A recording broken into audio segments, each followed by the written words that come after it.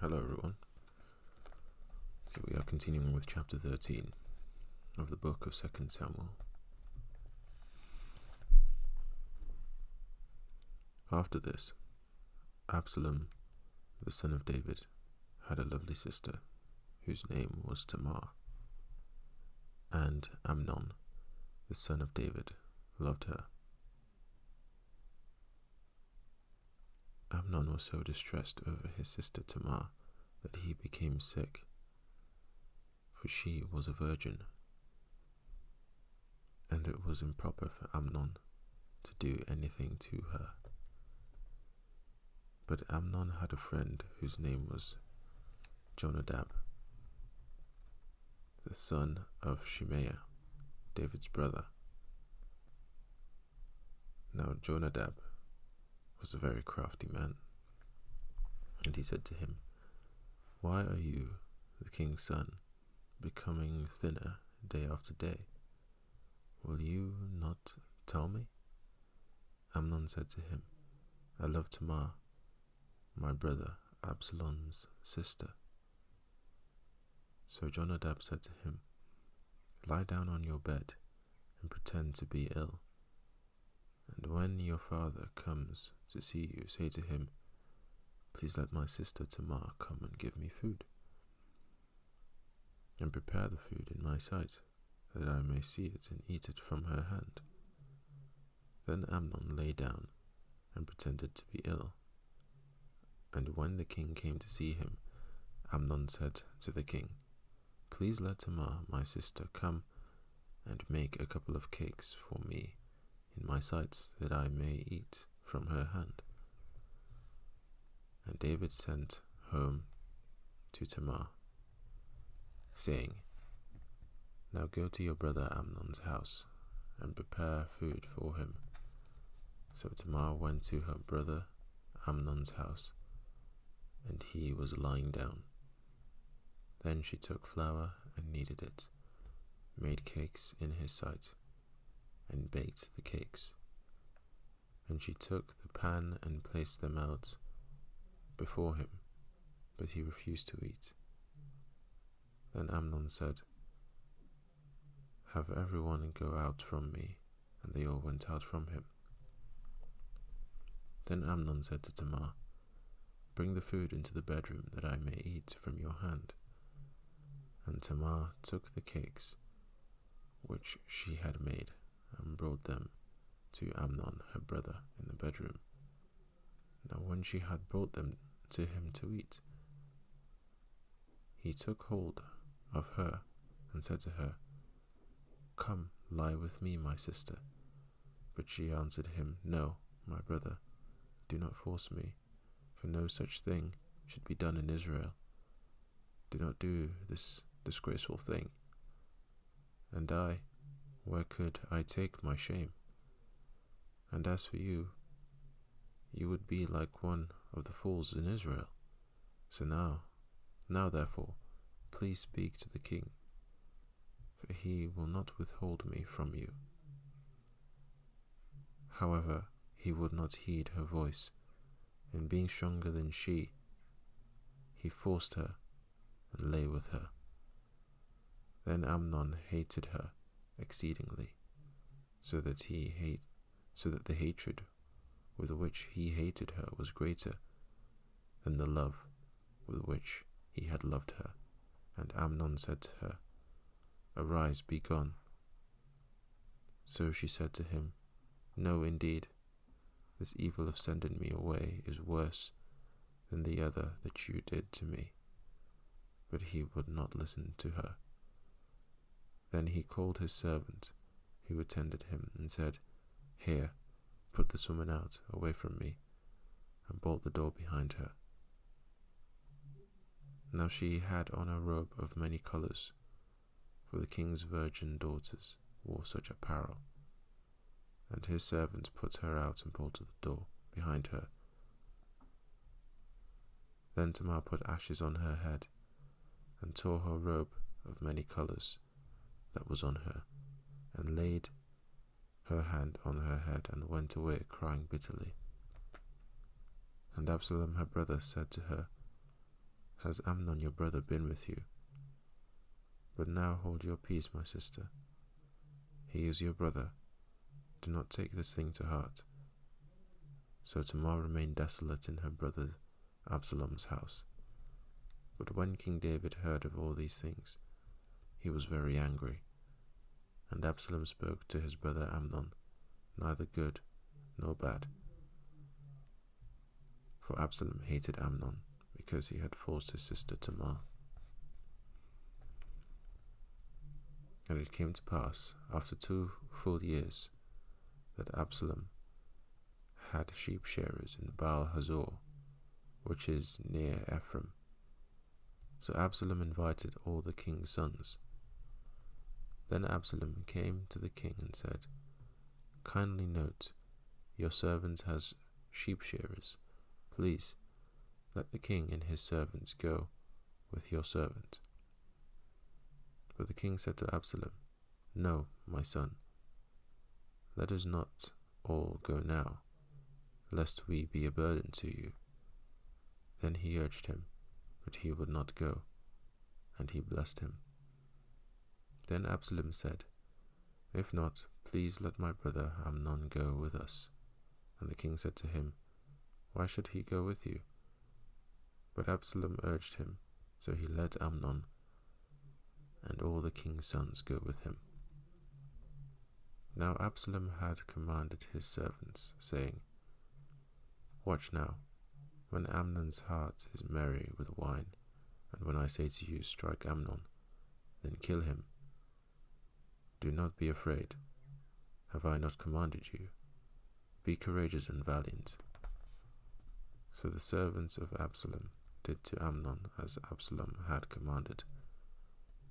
Then all the king's sons arose, and each one got on his mule and fled.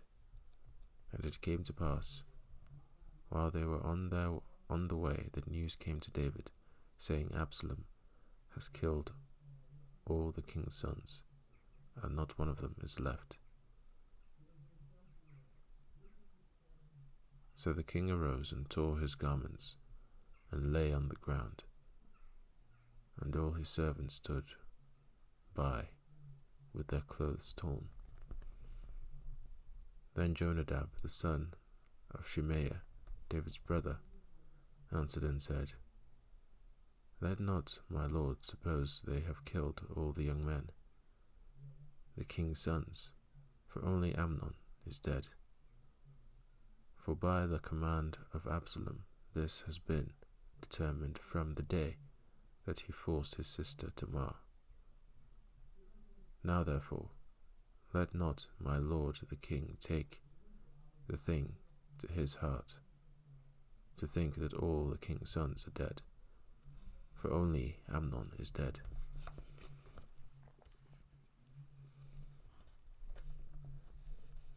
Then Absalom fled, and the young man who was keeping watch lifted his eyes and looked, and there many people were coming from the road on the hillside behind him. And Jonadab said to the king, Look, the king's sons are coming. As your servant said, so it is. So it was, as soon as he had finished speaking, that the king's sons indeed came, and they lifted up their voice and wept. Also the king and all his servants wept very bitterly. But Absalom fled, and went to Talmai the son of Ammihud, the king of Geshur, and David mourned for his son every day. So Absalom fled and went to Geshur, and was there 3 years. And King David longed to go to Absalom, for he had been comforted concerning Amnon, because he was dead.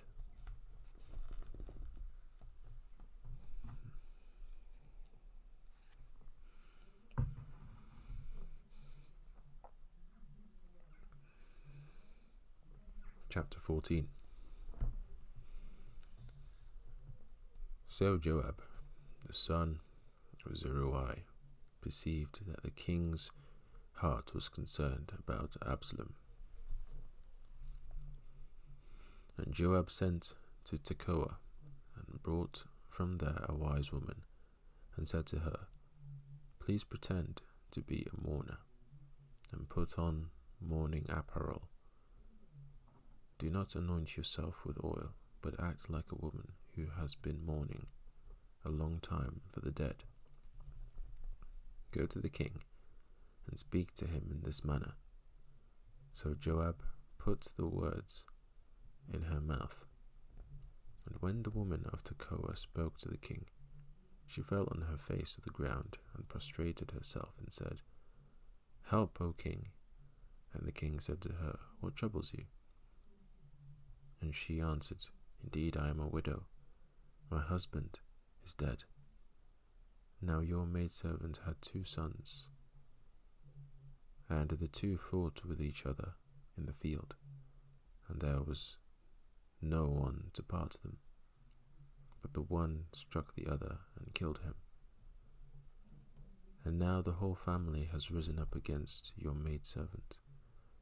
And they said, Deliver him who struck his brother, that we may execute him for the life of his brother, whom he killed. And we will destroy the heir also. So they would extinguish my ember that is left, and leave to my husband neither name nor remnant on the earth. Then the king said to the woman, Go to your house, and I will give orders concerning you. And the woman of Tekoa said to the king, My lord, O king, let the iniquity be on me and on my father's house, and the king and his throne be guiltless. So the king said, Whoever says anything to you, bring him to me, and he shall not touch you any more. Then she said, Please let the king remember the Lord your God, and do not permit the avenger of blood to destroy any more, lest they destroy my son. And he said, As the Lord lives, not one hair of your son shall fall to the ground. Therefore the woman said, Please let your maidservant speak.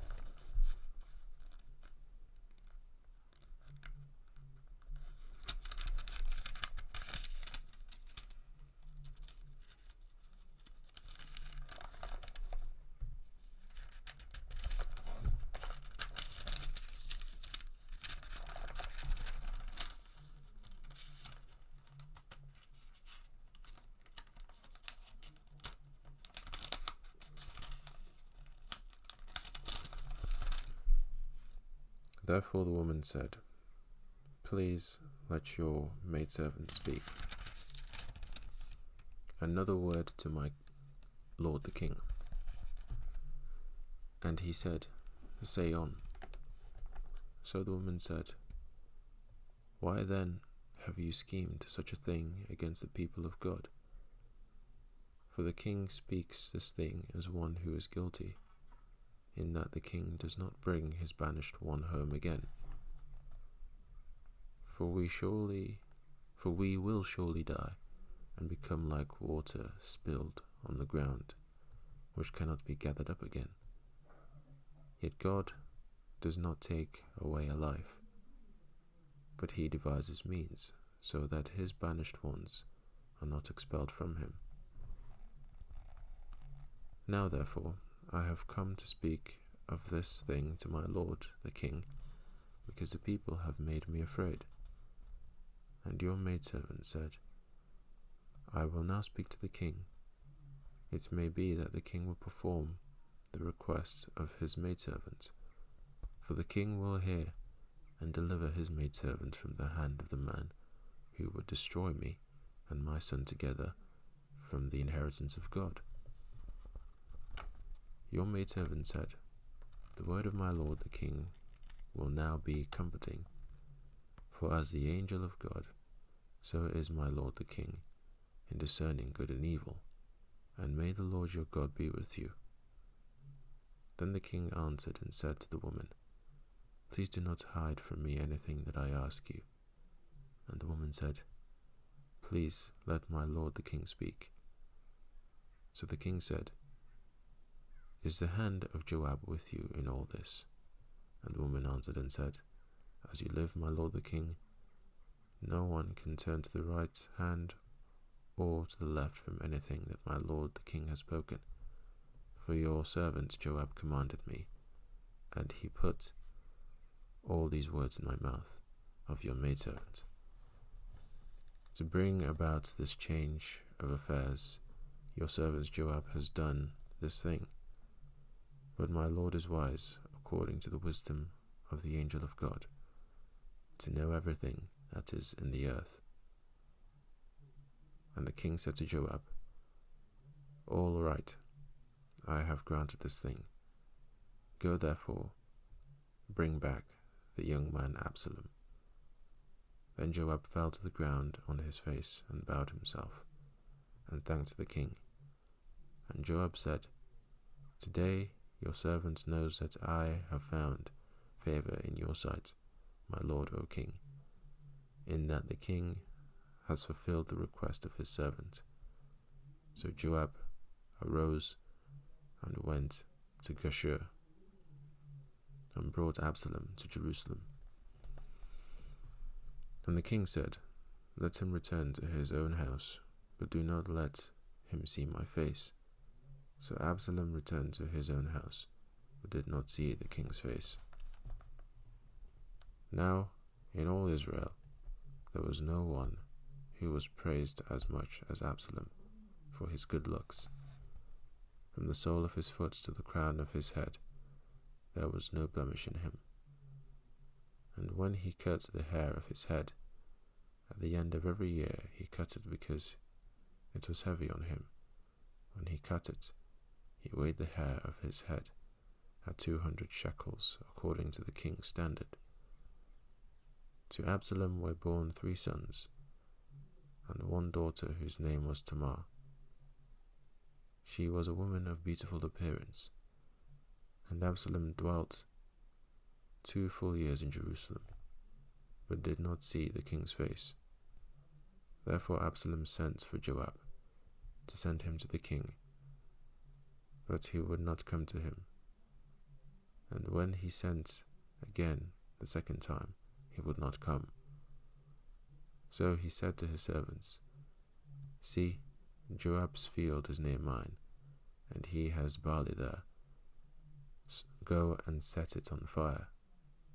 And Absalom's servants set the field on fire. Then Joab arose and came to Absalom's house, and said to him, Why have your servants set my field on fire? And Absalom answered Joab, Look, I sent you, saying, Come here, so that I may send you to the king to say, Why have I come from Geshur? It would be better for me to be there still. Now therefore let me see the king's face. But if there is iniquity in me, let him execute me. So Joab went to the king and told him, and when he had called for Absalom, he came to the king and bowed himself on his face to the ground before the king. Then the king kissed Absalom.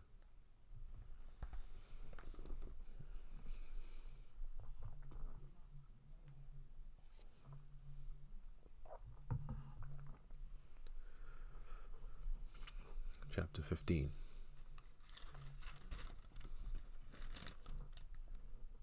After this, it happened that Absalom provided himself with chariots and horses, and 50 men to run before him.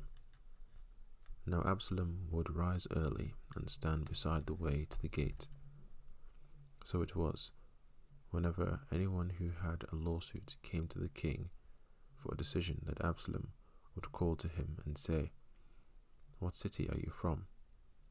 And he would say, Your servant is from such and such a tribe of Israel. Then Absalom would say to him, Look, your case is good and right, but there is no deputy of the king to hear you. Moreover, Absalom would say, Oh, that I were made a judge in the land, and everyone who has any suit or cause would come to me. Then I would give him justice. And so it was, whenever anyone came near to bow down to him, that he would put out his hand and take him and kiss him. In this manner Absalom acted toward all Israel who came to the king for judgment. So Absalom stole the hearts of the men of Israel. Now it came to pass after 40 years that Absalom said to the king, "Please let me go to Hebron and pay the vow which I made to the Lord. For your servant took a vow while I dwelt at Geshur in Syria, saying, If the Lord indeed brings me back to Jerusalem, then I will serve the Lord." And the king said to him, "Go in peace." So he arose and went to Hebron. Then Absalom sent spies throughout all the tribes of Israel, saying, "As soon as you hear the sound of the trumpet, then you shall say, Absalom reigns in Hebron." And with Absalom went 200 men, invited from Jerusalem, and they went along innocently, and did not know anything. Then Absalom sent for Ahithophel the Gilonite, David's counselor, from his city, from Gilo, while he offered sacrifices. And the conspiracy grew strong, for the people with Absalom continually increased in number. Now a messenger came to David, saying, "The hearts of the men of Israel are with Absalom." So David said to all his servants, who were with him at Jerusalem, "Arise, and let us flee, or we shall not escape from Absalom. Make haste to depart, lest he overtake us suddenly and bring disaster upon us, and strike the city with the siege of the sword."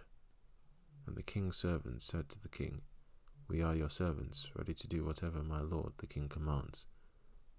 Then the king went out with all his household after him. But the king left 10 women, concubines, to keep the house. And the king went out with all the people after him, and stopped at the outskirts. Then all his servants passed before him, and the Cherethites, and all the Cherethites, all the Pelethites, and all the Gittites, 600 men who had followed him from Gath, passed before the king. Then the king said to Ittai the Gittite, "Why are you also going with us? Return and remain with the king. For you are a foreigner and also an exile from your own place. In fact, you came only yesterday. Should I make you wander up and down with us today, since I go I know not where? Return and take your brethren back. Mercy and truth be with you." But Ittai answered the king and said, "As the Lord lives, and as my lord the king lives, surely in whatever place my lord the king shall be, whether in death or life, even there also your servant will be." So David said to Ittai, "Go and cross over." Then Ittai the Gittite and all his men, and all the little ones who were with him crossed over, and all the country wept with a loud voice, and all the people crossed over. The king himself also crossed over the brook of Kidron, and all the people crossed over toward the way of the wilderness. There was Zadok also, and all the Levites with him, bearing the ark of the covenant of God. And they set down the ark of God, and Abiathar went up until all the people had finished crossing over from the city. Then the king said to Zadok, "Carry the ark of God back into the city. If I find favor in the eyes of the Lord, he will bring me back and show me both it and his dwelling place. But if he says thus, I have no delight in you, here I am, let him do to me as seems good to him." The king also said to Zadok the priest, "Are you not a seer? return to the city in peace, and your 2 sons with you, Ahimaaz your son, and Jonathan, the son of Abiathar. See, I will wait in the plains of the wilderness until word comes from you to inform me. Therefore Zadok and Abiathar carried the ark of God back to Jerusalem, and they remained there. So David went up by the ascent of the Mount of Olives, and wept as he went up. And he had his head covered, and went barefoot. And all the people who were with him covered their heads, and went up, weeping as they went up.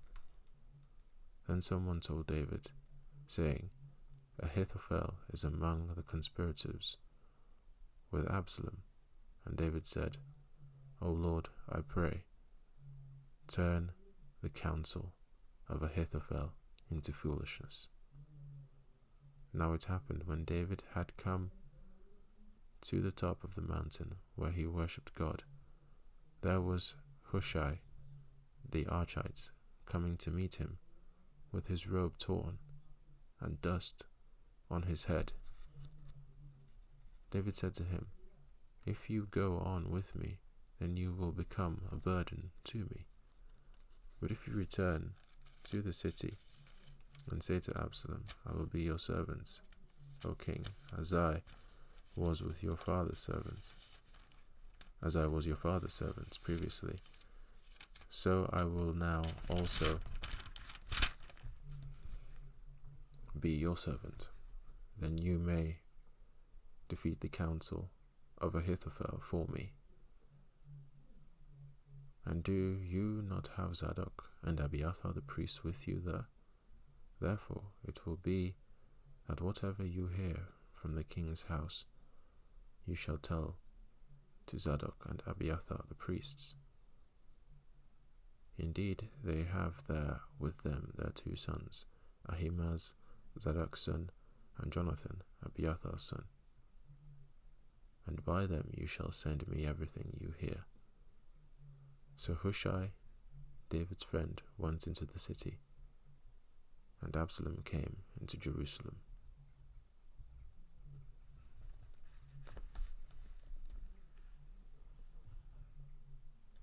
And that is the end of chapter 15. Thank you all for listening.